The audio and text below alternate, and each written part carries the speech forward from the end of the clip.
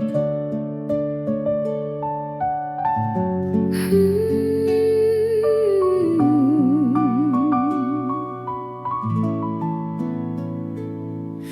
ងរ៉ាវចាស់ចាស់រឿងលឹកមួយឆ្នាំមិនអស់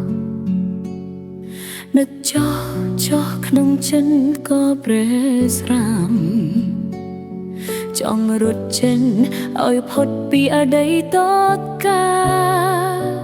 តែខួរក្បាលនៅតែមិនចាំនៅតែតោតចំណាំទុកស្នេហ៍ជាផ្សែងនឹកគេណាស់ចង់អើបគេដូចមុននឹកដល់ថ្នាក់គ្រុនធ្វើបាបតែខ្លួនឯងមើលលែងសាច់សំបីរឿងកុំភ្លែងតែសំដែងឲ្យគ្រប់គ្នាឃើញធម្មតា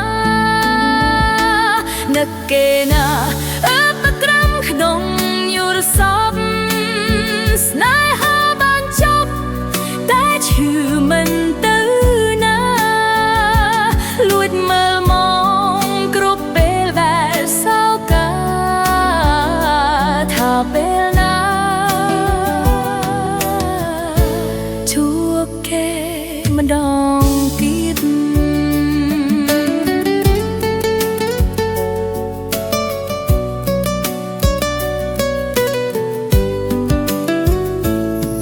រឿងរ៉ាវចាស់ចាស់ចាស់រំលឹកមួយឆ្នាំមិនអស់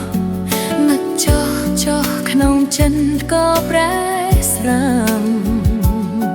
ចង់រត់ចេញឲ្យផុតពីអតីត